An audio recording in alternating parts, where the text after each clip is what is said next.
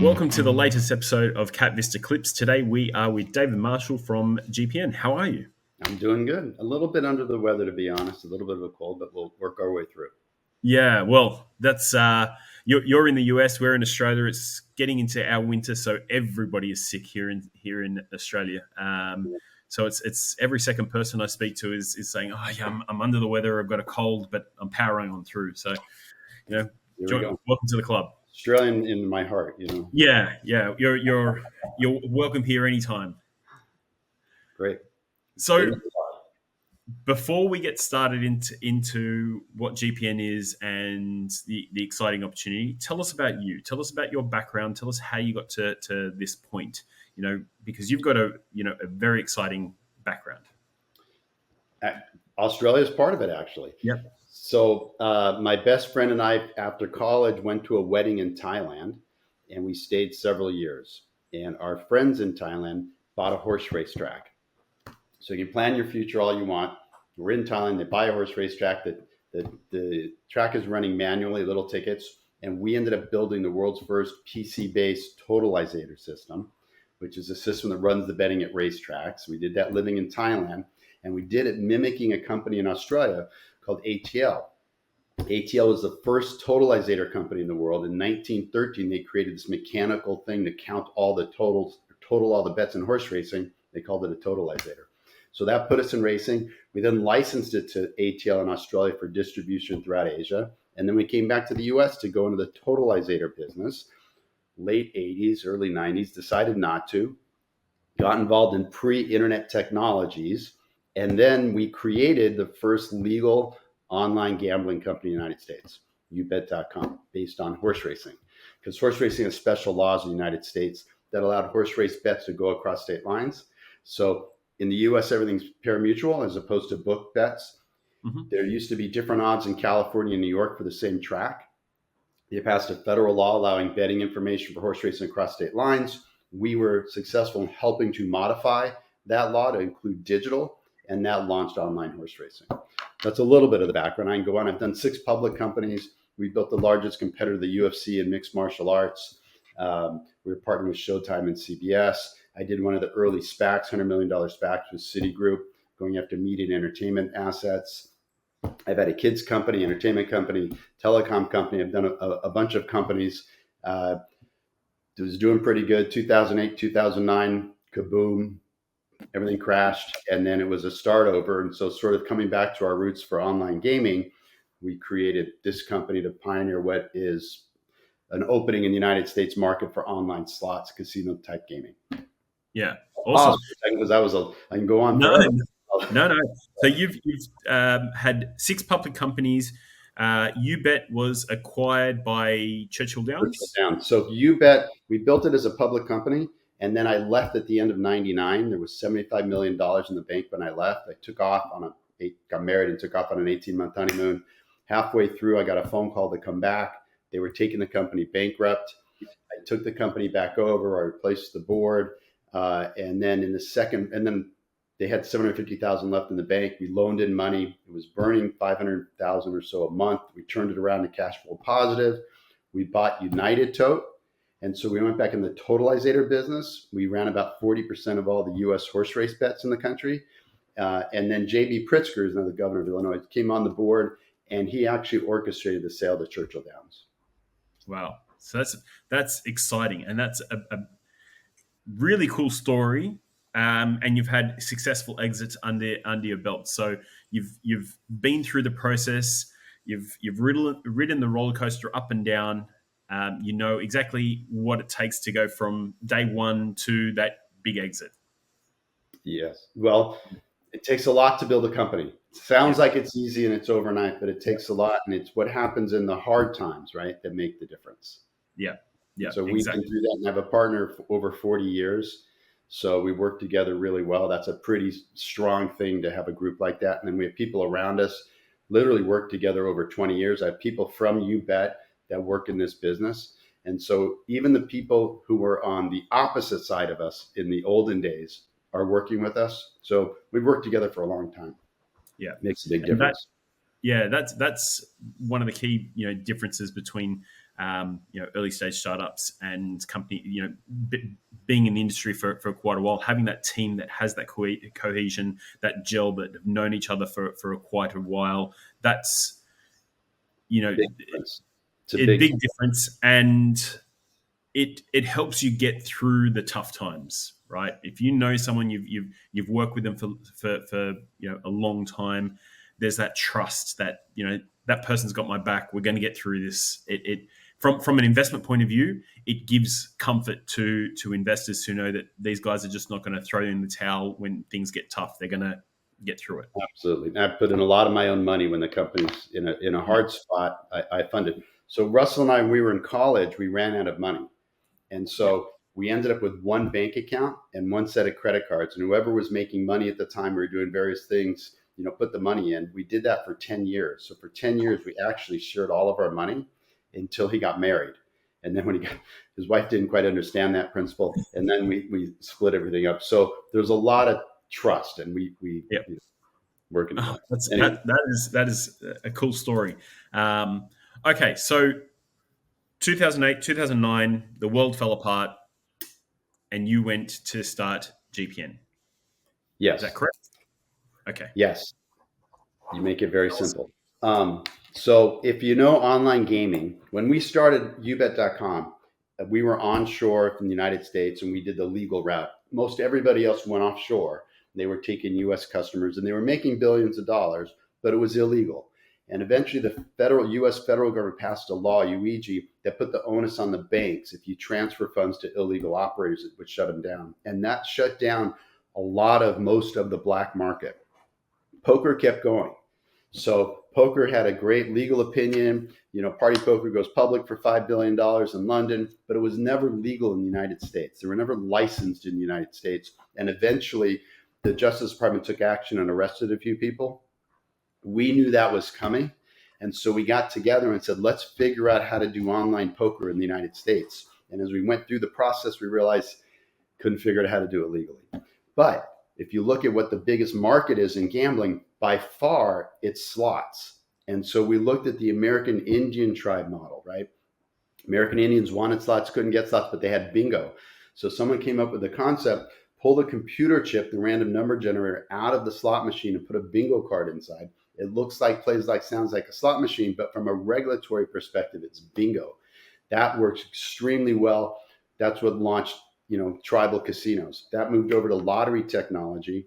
We know horse racing uniquely, so we use live horse racing because that's the only legal form across the country for online gaming. And we take live horse racing in the background as the engine to create what is a slot-style gaming experience for the consumer. And that was the whole premise of it. And it took many, literally years of generations of the technology, from $1 bet to $1 reveal to lots of dollars bet, lots of dollars reveal, little games to spinning games, etc., to get to the point where we are now. And we literally just launched. We've had the engine running for a long time. We just launched the consumer brand early this year. Yeah. So front end, it looks, feels, touches, smells, everything like a slot machine, right? So from a consumer point of view, it looks like they're playing a slot machine. The back end, however, is tote racing, or the tote system. Okay. So think of a little computer chip that determines the outcome. Yep. We've stuffed this entire worldwide horse racing network into that little computer chip. Okay. It's complicated how it works, but we stuck it in there. And so from a consumer perspective, it all feels the same. Okay. That makes it, I understand that, right? Okay. So with that, you're able to operate in, a number of states. We're in 18 states today. We cover a third of the U.S., which is a very large market. Just give it perspective. Sports betting has gone across the country, right? DraftKings, FanDuel, and the like. But online slots, online casino gaming is only in 7 states in the United States legally. It covers only 10% of the population. It's not expanding. Over the next 5 years, maybe you see 2 or 3 states open up. We're in 18 states today. We cover a third of the population. In New Jersey, the first state to launch this, they make $2.2 billion of revenue a year. If you extrapolate that across the country, be a $68 billion revenue industry in the US, if it were legal across the country, we cover a third.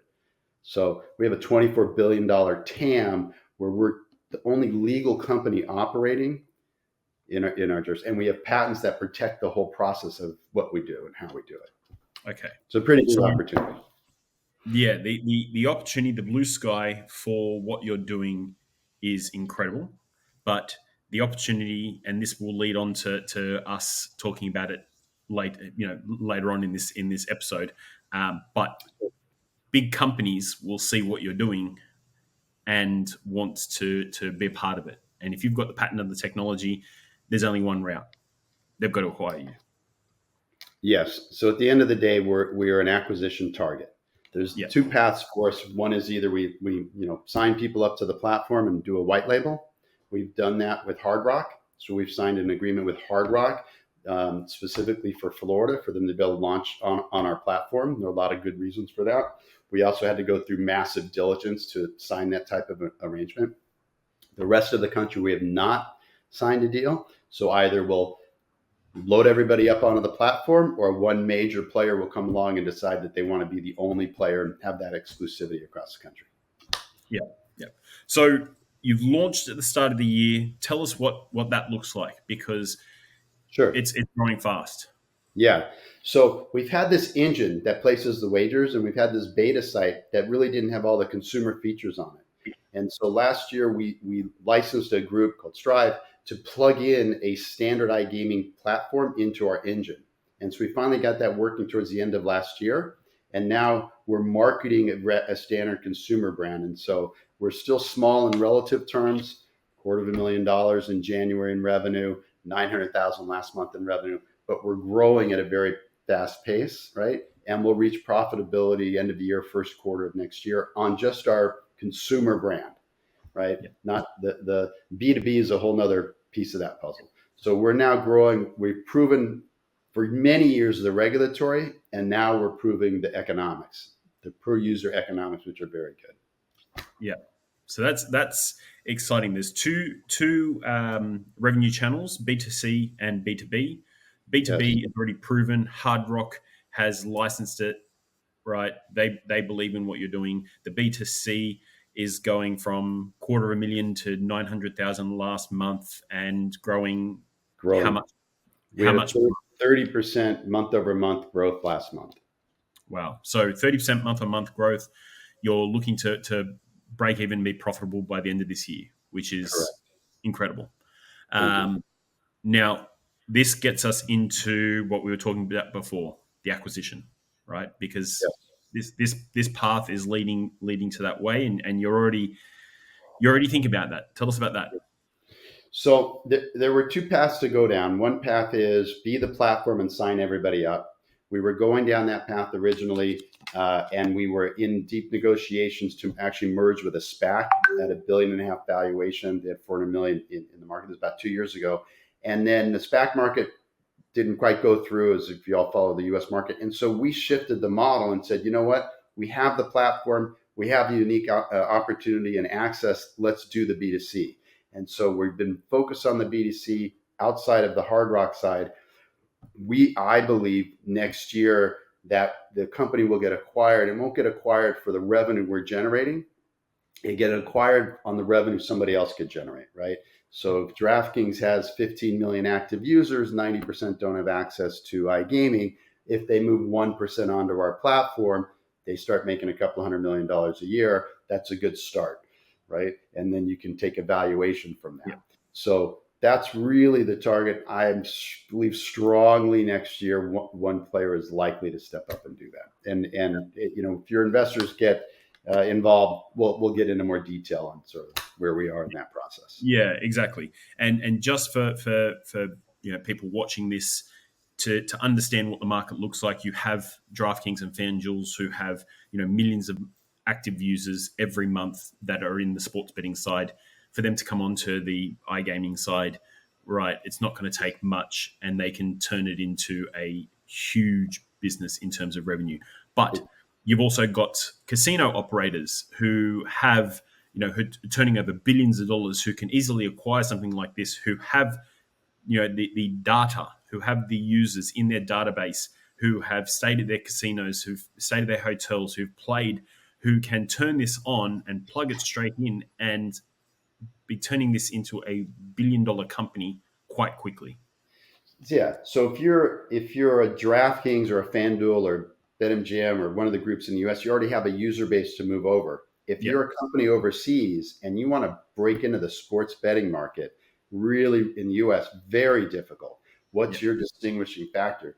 But if you have the only iCasino in those states, if you're in New York and everybody else has sports betting, but you can offer a more broad consumer slot style experience, that gives you a massive competitive advantage, right? So it could be an acquirer from overseas that wants to Yep. come into the U.S. market, and we're really the only that I'm aware of way to come in and have a major competitive advantage in the marketplace. Yeah. So the US market is a huge market, like you said, potentially $68 billion a year in this, Just in the slot iGaming. style casino iGaming. Yeah. Yes. So that's a huge market, and you've got patent technology that allows you to access that market. So the key to the business is that we're placing live horse race bets, actually placing live horse race bets on bets all around the world. We run our own totalizator system. We have data rights from tracks all around the world. And you take it live bet, we hold on to it, and then we delay the reveal. So when people are playing their slots or whatever the game is, we know how much they're going to win and we're doling it out. You have to have that delay to use a live event, right? Or else you're pulling the hand on the slot machine and you're waiting 20 minutes. That whole delay, we have 39 patents around. So yes, we can't really be copied without infringing the patents that we have. And that's Yeah. that's part of the moat. The technology is highly complicated, but the patents are just the final roadblock. Yeah. Okay, great. Now, this gives us segues into the exciting part. Tell us about the raise. Okay. So we have $120 million invested in the company today already. It's sitting in preferred stock. We're doing a $30 million capital raise, but it's equity and debt. So the lead investor who already put 10 million into the round, he wanted his capital to be at the top of the cap table. So it's senior debt on the company. It's ahead of all the preferred, just in case the company blows up, he knows it's getting paid. He gets a warrant for the equity. So our last round of capital that came in, 45 million, $4 a share. So he's getting a warrant for every $4 invested at $4. So he's getting 100% equity in the transaction, but instead of it sitting in common stock or preferred stock, it's sitting as a senior note. And then the senior note actually also pays interest. So it has a minimum 50% payout on the interest. So his 10 million in is going to get a check for 5 million, hopefully by sometime the end of next year. And then the 10 million will convert at the $330 million valuation that our last round was at. And then it'll get a multiple based on what we sell the company for. So it's got full equity, but it's got debt protection. So we have, of the 30, we have 14 million in, $500,000 of it's from me. Yeah. So 30 million this round, you potentially can go up to 50. Yes. And that's, on a you'll consider that for the right partner. But $30 million rounds, there's 14 you said already in? 14 already in, 16 available, and we could do a over allocation. Yeah. Okay, that's interesting, and it's quite an attractive offer for investors. They come in with, let's say they take the $16 million remaining.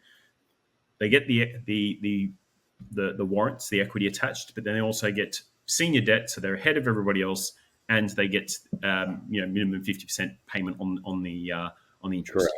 It's a minimum. Yeah. Correct. Right. I mean, he structured it, but it's it's very advantageous for the investor. But at the end of the day, from our perspective, we're raising $30 million.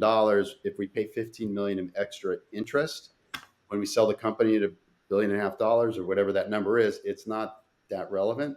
But from the investor perspective, it made a difference for him, right? Yeah. So that's why this structure. So the terms have already been set. The lead's already in. This is basically a follow-on, and you're aiming for an 18 to 24-month exit. Yes. Yeah. So this is a really attractive offer. Closer to the 18. Yeah, But closer to the 18, but we're being conservative here. We're thinking of everything. So 18 to 24 months, Yeah. that's an exciting opportunity. And you're $1 million or $900,000 a month, growing 30% month on month. You're looking to break even by or be profitable at the start of next year. The numbers line up, the story lines up, the technology is incredible. It's the only opportunity for someone who wants to enter the US market. It just seems like it's worthwhile jumping on a call and going through the details with you. Yeah. If this looks like one of those deals that you're like, okay, I've seen it, I understand the technology, I want to find out more, right? Yep. And we have a full data room with all the information in there, right? I would tell you that we've been at this for many years. It's taken us literally years and years and years of regulatory and Apple and all that to get to this moment in time to now prepare the company for that next step. Yeah. So investors who are looking at deals, this is a company that has done the groundwork, who's spent years and millions of dollars, tens of millions of dollars to make sure that the regulatory is done, the clearance with the phone providers and app providers is done. Everything's the base, the solid foundations are there. It's generating revenue. It's growing 30% month on month. It's just now about coming in and putting fuel on the fire and exploding. Yeah. So gambling is all about the law, legalities, right? Yeah. So what's in Japan, they're going to open a casino. They're going to spend $6 billion, $8 billion to build it out, right? And then the day they open it, it starts making money. In our case, it's similar. We're not a normal widget where you say, well, you're in a very competitive market. What's your revenue growth every month? What it is, okay, we've proven a market legally that we can do this. We're licensed and relicensed and relicensed. Does the platform work? Yeah. We all know that the gambling market exists and the customer is there. So that's what we've created. We've proven all those pieces and we've created something of value. It's sort of like having, I don't know how else to say this, a vaccine, right? You've created the vaccine, you've proven the vaccine. We all know everyone needs the vaccine. Now that we're going to market on the vaccine, who wants to buy the vaccine? So we've created a platform that is the only way legally to get into this market that's rather substantial. Yeah. Okay. I won't take up too much more of your time, but this has been great. I understand the market.